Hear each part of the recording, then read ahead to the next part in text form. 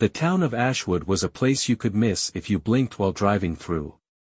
Nestled in a valley, surrounded by dense, ancient woods, it was quiet, almost too quiet, a sanctuary for those seeking solitude.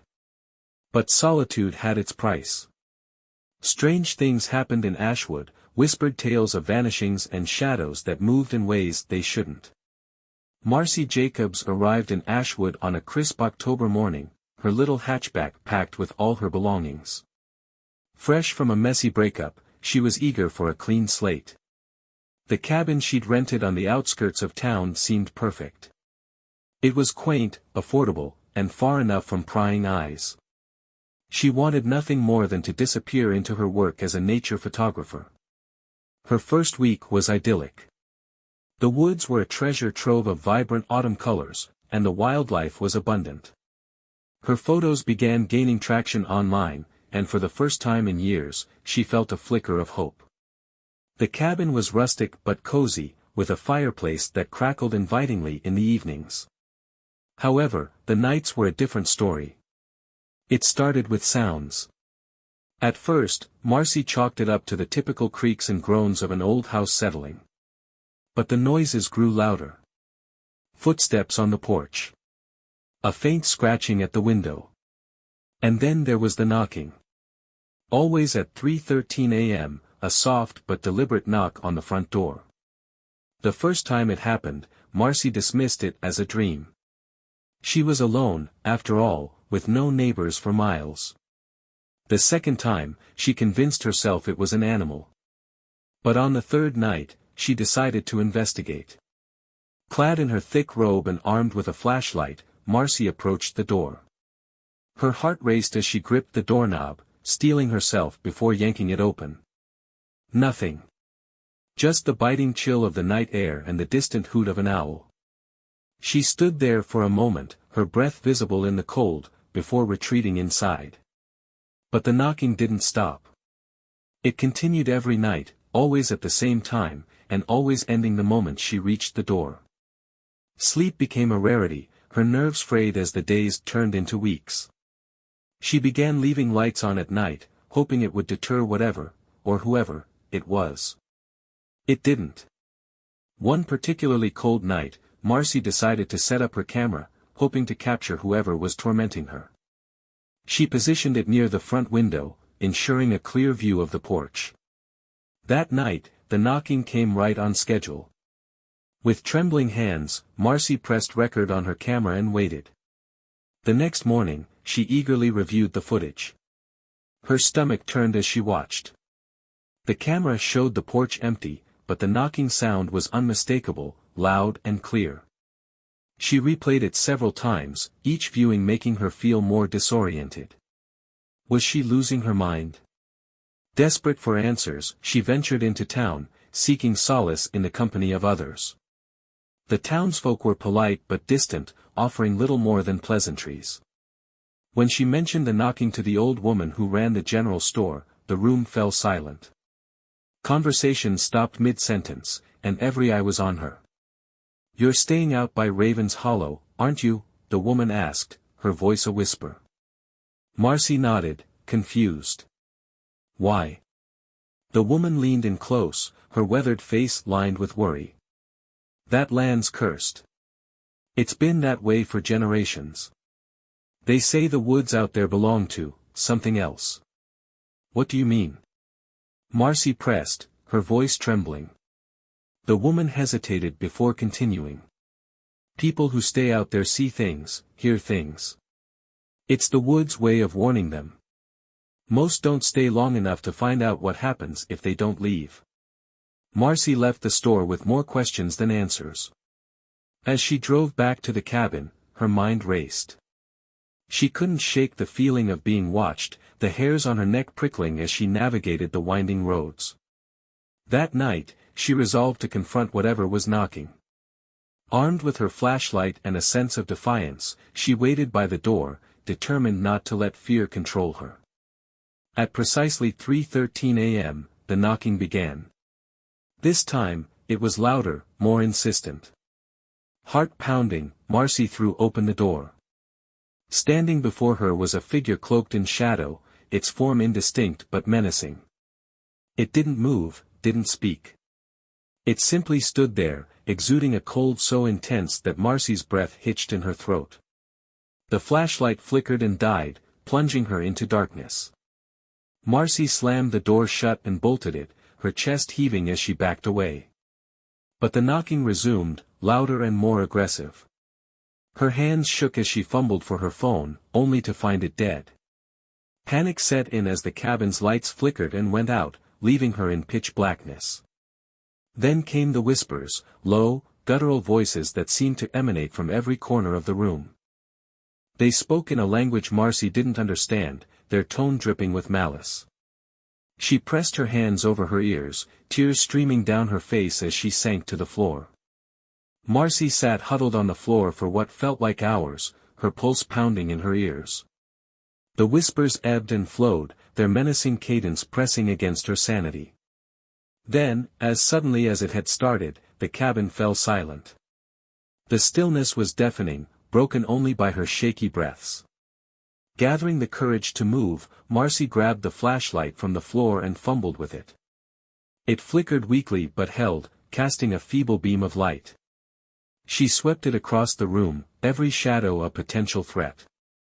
The cabin looked normal, no signs of an intruder, no evidence of the knocking or whispers.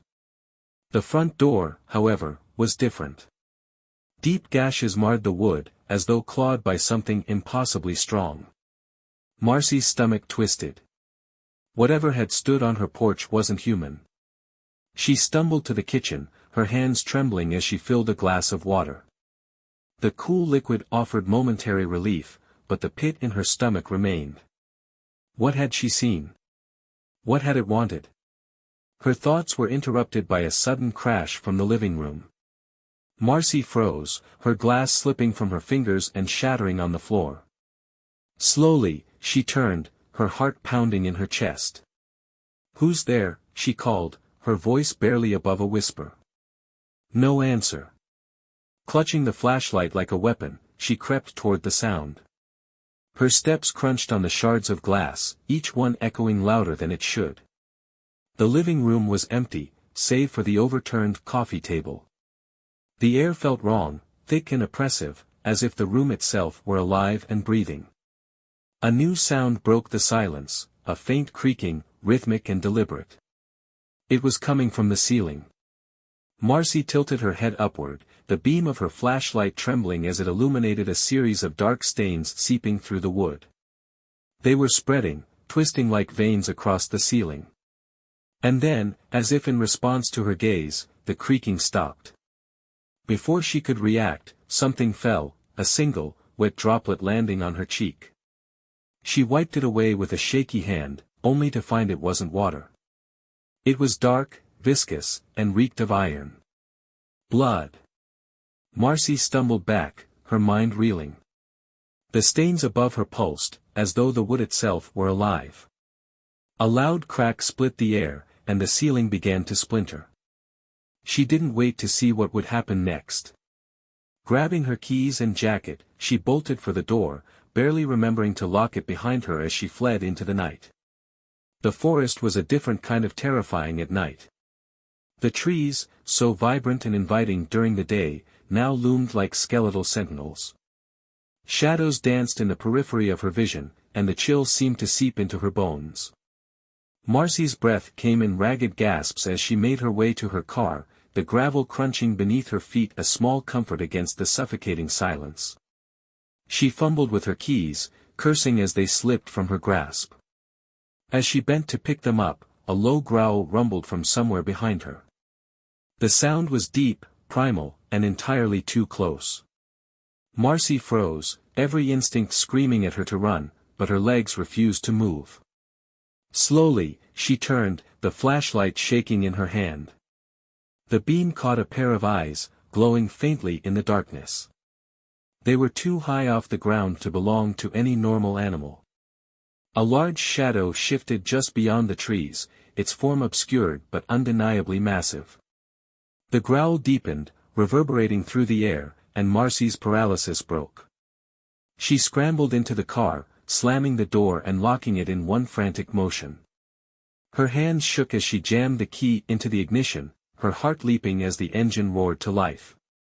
The headlights illuminated the path ahead, and for a moment, Marcy thought she was safe. But then she saw it, standing directly in her path. The figure from the porch. It was clearer now, though still shrouded in shadow.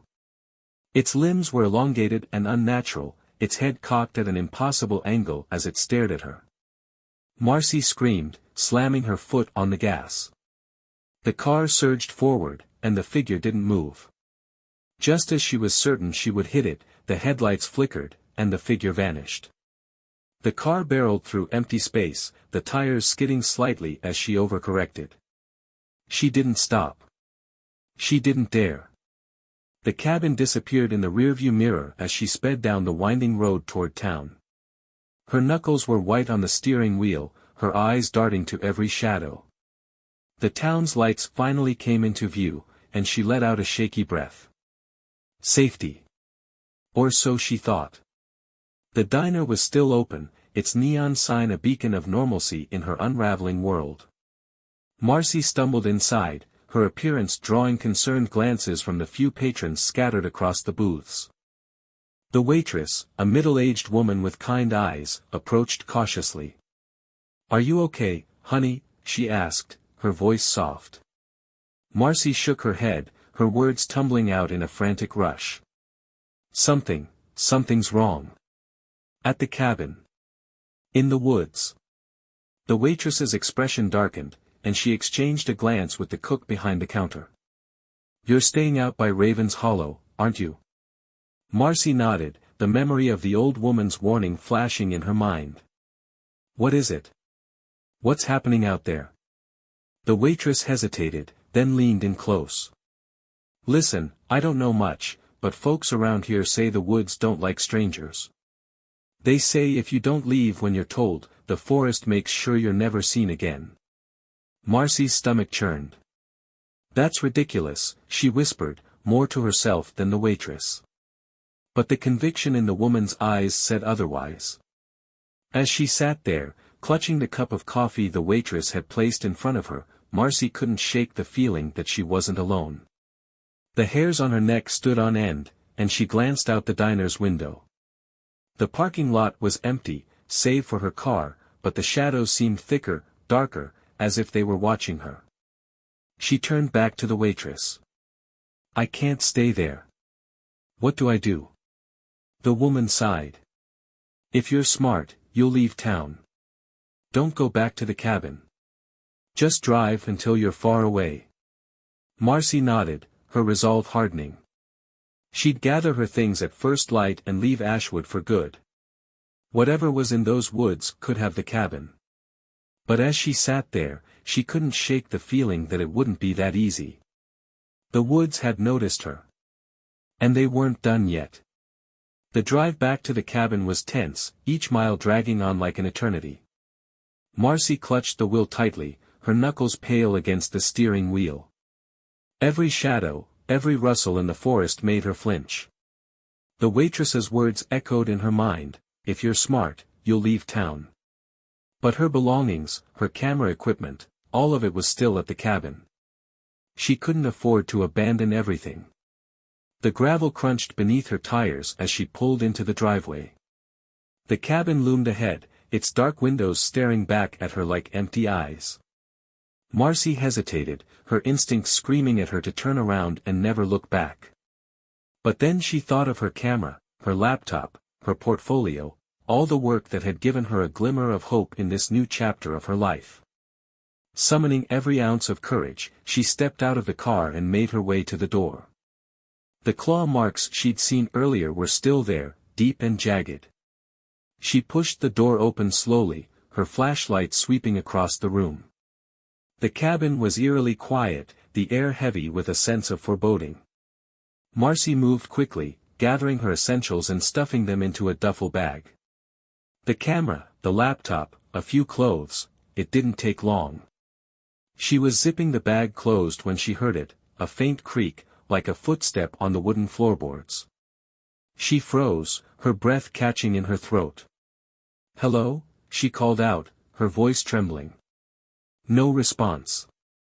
She turned toward the sound, her flashlight beam cutting through the darkness. The living room was empty, the furniture undisturbed. But then she noticed something she hadn't seen before, a single footprint on the floor, dark and wet, leading toward the kitchen. Her heart pounded as she followed the trail, her grip tightening on the flashlight.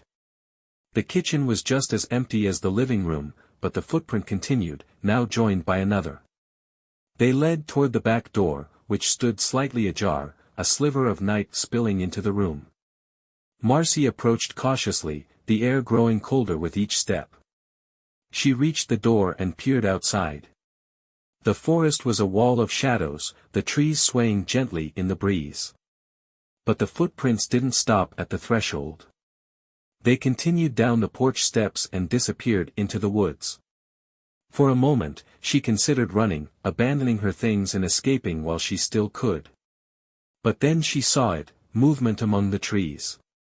A figure, barely visible, standing just beyond the edge of the forest. It was tall and slender, its outline blurred as though it were part of the shadows themselves. "Who are you?" Marcy shouted, her voice breaking. The figure didn't move, didn't respond. It simply stood there, watching.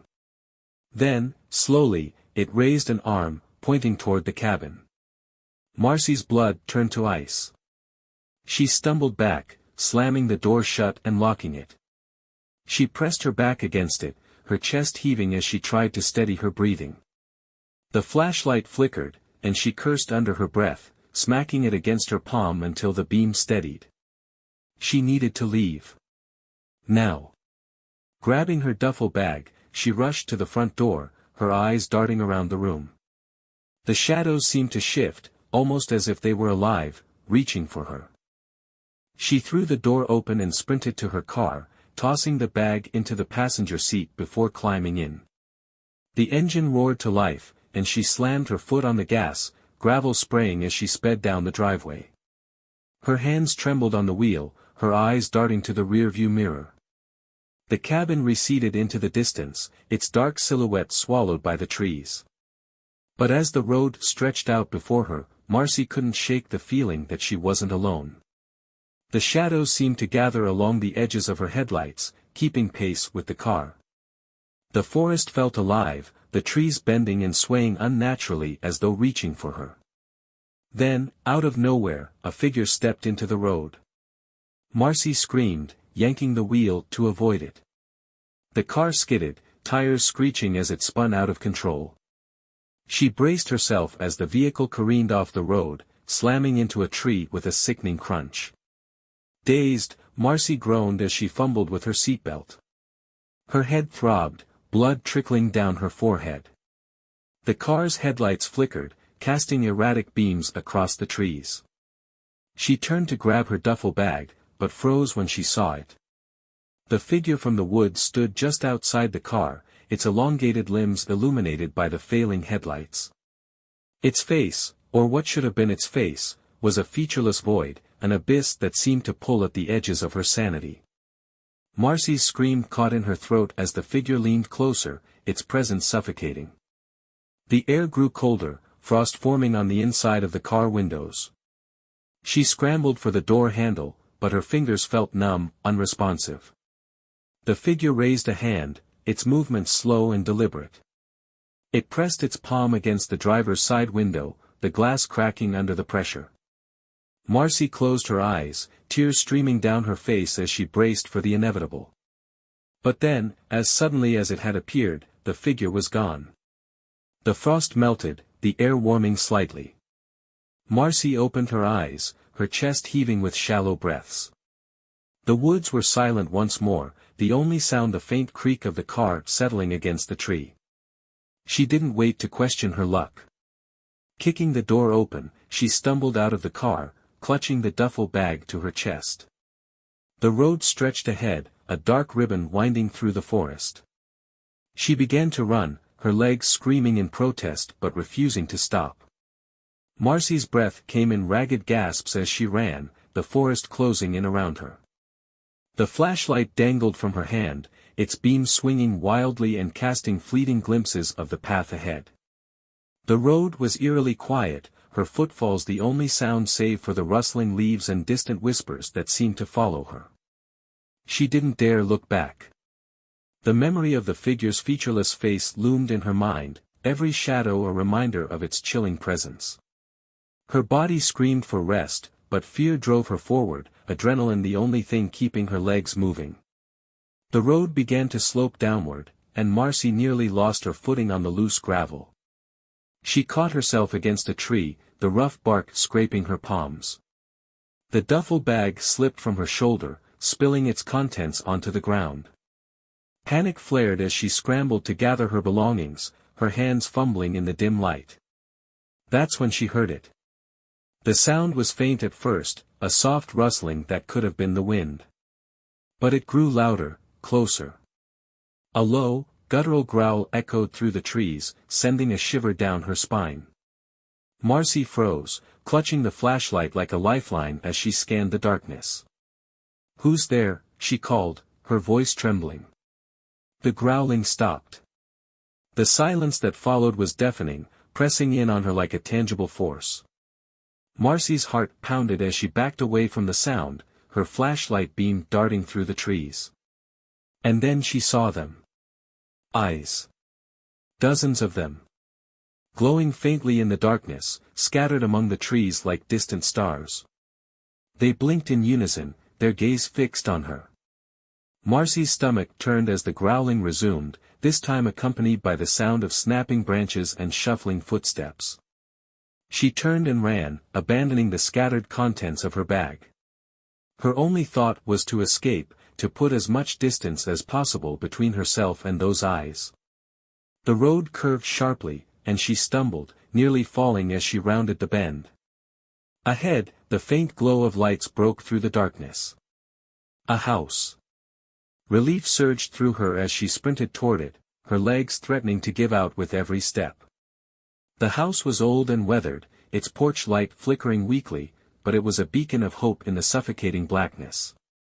Marcy reached the door and pounded on it, her fist striking the wood with frantic urgency. "Help! Please, someone help me!" The door creaked open, revealing an elderly man with a weathered face and piercing blue eyes. He held a shotgun in his hands, the barrel pointed downward but ready. His expression was a mix of concern and suspicion. "What's going on?" he asked, his voice gravelly. Marcy's words tumbled out in a panicked rush. "Something's in the woods. They're following me. Please, I need help." The man's gaze flicked past her, his expression hardening. He stepped aside, gesturing for her to enter. "Get in. Quick." Marcy didn't hesitate. She darted inside, the man closing and bolting the door behind her. The interior of the house was cluttered but cozy, the faint smell of wood smoke and old leather hanging in the air. A fireplace crackled in the corner, casting flickering shadows across the room. The man moved to the window, peering out through a gap in the curtains. His grip on the shotgun tightened. "You've stirred them up, haven't you?" Marcy stared at him, confusion and fear swirling in her mind. "What do you mean? What are they?" He turned to her, his expression grim. "You're not from around here, are you?" She shook her head. "I rented a cabin out by Raven's Hollow." The man muttered a curse under his breath. "Raven's Hollow. Of course. You've been marked." "Marked?" Marcy echoed, her voice rising. "What does that mean?" He sighed, lowering the shotgun. "This land, it doesn't belong to us. It belongs to them. The woods, the shadows, they're alive. They don't take kindly to outsiders." Marcy felt her knees weaken, and she sank into a nearby chair. "I didn't do anything. I just wanted to take some pictures." The man sat across from her, his eyes searching hers. "It doesn't matter. Once they notice you, they don't stop. You've got two choices, leave and never come back, or what?" Marcy pressed, desperation lacing her voice. "Or face them. He gestured to the shotgun. But I don't recommend it. No one's ever won. The weight of his words settled over her like a lead blanket. Marcy's thoughts raced, the reality of her situation sinking in. She couldn't go back to the cabin, couldn't retrieve her things. But leaving without a fight felt like surrendering to something she didn't understand. A loud thud shook the door, making them both jump. The man rose, his shotgun at the ready, and motioned for Marcy to stay back. The thudding continued, louder and more forceful, the door trembling with each impact. "They've found you," he muttered, his voice low. Marcy's heart raced as the thudding gave way to scratching, the sound of claws raking against the wood. The man backed away from the door, his knuckles white on the shotgun's grip. "Get to the basement," he ordered. "Now." Marcy hesitated, her feet rooted to the spot.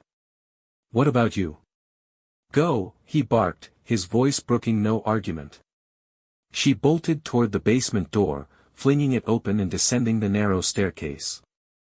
The air grew colder as she reached the bottom, the faint smell of damp earth filling her nostrils. The room was dimly lit, cluttered with tools and old furniture. Marcy crouched behind a workbench, her breath shallow and rapid. Above her, the sounds of struggle erupted, gunshots, snarls, and the splintering of wood. She covered her ears, willing herself to block out the chaos. And then, silence. It stretched on, oppressive and absolute. Marcy's heart pounded in her chest as she waited, every second feeling like an eternity. Finally, she heard it, the soft creak of footsteps descending the stairs. "Is it over?" she whispered, her voice barely audible. The footsteps paused. And then came the growl. Marcy froze as the growl resonated through the basement. Her heart thundered in her chest, and every instinct screamed for her to run, but there was nowhere to go. The only exit was the narrow staircase, and whatever was coming down it blocked her path. The dim light cast long, shifting shadows as the figure descended, each step deliberate and heavy. The growl deepened, reverberating through the small space, filling it with an unnatural dread. Marcy clutched the flashlight in her trembling hands, the beam wavering as she pointed it toward the stairs. "Stay back," she shouted, her voice cracking. "I'm warning you." The figure emerged into view, and Marcy's blood ran cold. It wasn't the old man. This thing was taller, its body twisted and malformed. Its limbs were unnaturally long, its fingers ending in sharp, claw-like tips. Its face, or the absence of one, was the same featureless void she had seen before. The creature tilted its head, almost curiously, as though studying her. The growl subsided, replaced by a low, guttural hum that seemed to echo within her skull. Marcy's legs threatened to give out, but she forced herself to stay upright. She couldn't show weakness, not now. The creature took a step forward, its claws scraping against the concrete floor. Marcy stumbled backward, her foot catching on a toolbox. She fell hard, the flashlight skittering out of her grasp and spinning across the floor. The beam illuminated the creature fully, and she wished it hadn't. Its body seemed to shimmer, its form flickering like static on a screen. It was as if it didn't fully belong to this world, a living shadow that defied logic. Marcy's stomach churned as the air grew colder, her breath visible in the dim light. Her hand brushed against something cold and metallic, a wrench. She gripped it tightly, the tool feeling woefully inadequate against the thing before her. But she had no other option. "Get away from me," she screamed, swinging the wrench wildly. The creature stopped, tilting its head again as though amused by her defiance. Then, with terrifying speed, it lunged. Marcy swung the wrench with all her strength, the metal connecting with a sickening thud. The creature recoiled, a low hiss escaping its featureless face, but it didn't retreat. Marcy scrambled to her feet, her chest heaving as she backed toward the far wall. Her eyes darted around the room, searching for anything she could use. Her gaze fell on a stack of old paint cans, their labels faded but still legible. Among them was a can marked, flammable. An idea sparked in her panicked mind. She grabbed the can, fumbling with the lid as the creature advanced again. It seemed to sense her desperation, its movements growing slower, more deliberate, as though savoring her fear. Finally, the lid popped off. Marcy swung the can toward the creature, splashing its contents across the floor and onto its flickering form. The acrid smell of gasoline filled the air, burning her nostrils. She dropped the can and grabbed the flashlight, clicking it on and aiming the beam at the creature. It paused, its head tilting in confusion. Marcy seized the moment, grabbing a box of matches from the workbench. Her hands shook as she struck one, the tiny flame sputtering to life. She locked eyes, or what she imagined were eyes, with the creature. "Stay away from me," she whispered, her voice trembling but resolute. The creature lunged. Marcy flung the match, the flame igniting the gasoline in an instant. A wall of fire erupted between her and the creature, the heat searing her skin. The thing shrieked, its body writhing as the flames consumed it. Its flickering form seemed to dissolve, the shadows retreating into the corners of the room. Marcy didn't wait to see if it would recover. She bolted up the stairs, the acrid smoke stinging her eyes and throat. The main floor of the house was eerily quiet, the door to the outside still ajar. She stumbled toward it, coughing and gasping for air. Outside, the cool night air hit her like a blessing. She collapsed onto the porch, her body trembling with exhaustion and adrenaline. Behind her, the house groaned as the fire spread, the flames licking at the windows. Marcy forced herself to her feet, staggering toward the road. The sun was beginning to rise by the time Marcy reached the outskirts of town. The horizon was painted with hues of orange and pink, a stark contrast to the horrors she had endured. She flagged down a passing car, her voice hoarse as she begged for help. The driver, a middle-aged man with kind eyes, took one look at her and nodded. "Get in," he said, his tone gentle but firm. "We'll get you to the sheriff." Marcy climbed into the car, her body sagging against the seat. The man didn't press her for details, sensing that she was barely holding herself together. The drive to the sheriff's office was a blur, Marcy's mind racing with fragments of the night's events. When they arrived, the sheriff listened patiently as she recounted everything: the cabin, the knocking, the figure in the woods, the basement. His expression remained neutral, but his eyes betrayed a flicker of recognition. "You're lucky to be alive," he said finally, leaning back in his chair. "Most folks who go out to Raven's Hollow don't make it back." Marcy stared at him, her voice barely above a whisper. "What is it? What's out there?" The sheriff shook his head. "No one knows for sure. Some say it's the land itself, ancient and angry. Others think it's something darker, something that doesn't belong in this world." He paused, meeting her gaze. "The important thing is, you're safe now. But you need to leave Ashwood. Don't ever come back."